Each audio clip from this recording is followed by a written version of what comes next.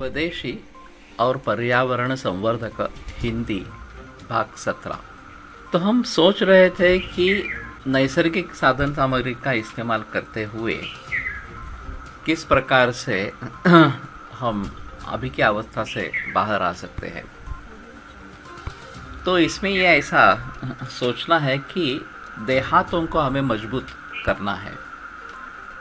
अभी जब जो भी शहर है वहाँ पे सब सुविधाएं उपलब्ध है, उनके लिए बड़े बड़े डैम्स बने हैं, तो उनको पानी की कोई चिंता नहीं रहती। बिजली उपलब्ध है, रास्ते बहुत अच्छे हैं और बाकी एंटरटेनमेंट वगैरह जो कि साधन है वो भी शहरों में है और रोजगार की संधि भी वहीं पे उपलब्ध है। इसलिए देहातों से लोग शहर में आ रहे हैं।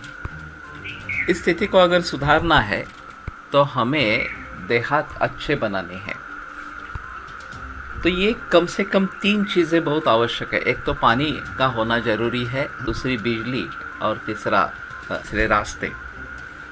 अभी के हिसाब में टेलीकम्युनिकेशन ये भी एक बात उसमें रहेगी। तो इसमें पानी की समस्या सबसे अहम है और उसके लिए हम क्या कर सकते हैं। मैंने एक बारे में बताया था कि नदी की खुदाई करके उसमें ज़्यादा पानी रह सके और उसके जो तीर है या बैंक्स ऑफ द रिवर है उन पे हम एक ग्रीन बेल्ट तैयार करें कि जो भी मैला पानी है वो वहाँ पे इस्तेमाल में लाया जाएगा और वहाँ पे फल सब्जी फूल इनकी खेती करेंगे।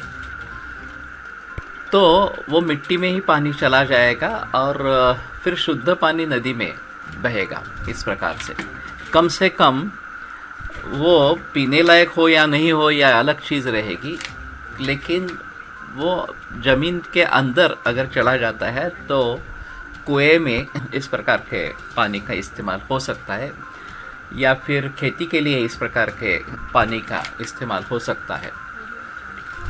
और उसमें छोटे छोटे बांध रहेंगे नदी में ही अंदर, तो वहाँ से पानी ज़मीन के अंदर घुस जाएगा और वहाँ के जो क्षेत्र है उस क्षेत्र में कुएं में ये पानी आपको उपलब्ध होगा। तो इस तरीके से कुछ सोचना है। वहाँ राजस्थान गुजरात में ज़मीन के नीचे, अपने घर के नीचे या घर के बगल में एक टंकी बनाते हैं पानी की और इसमें चूना और गुड़ का इस्तेमाल प्लास्टरिंग के लिए होता है और जो कि बरसात का पानी है वो वहाँ पे हम भली भांति उसका स्टोर कर सकते हैं।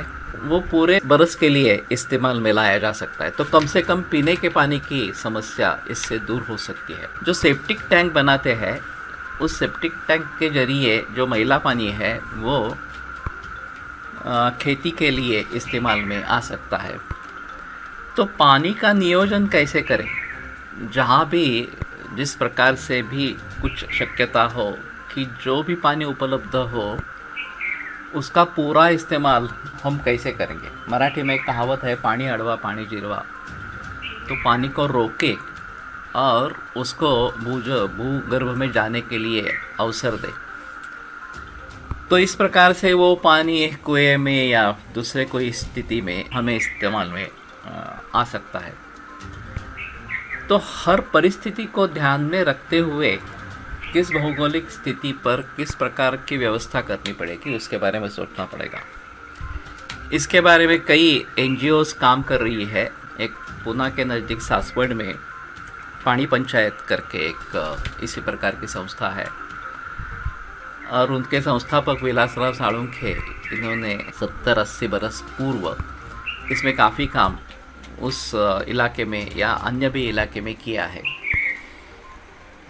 तो इस प्रकार के काम को बढ़ावा देना चाहिए और पानी की उपलब्धि सभी जगह हो, इसके बारे में हमें सजग होना है।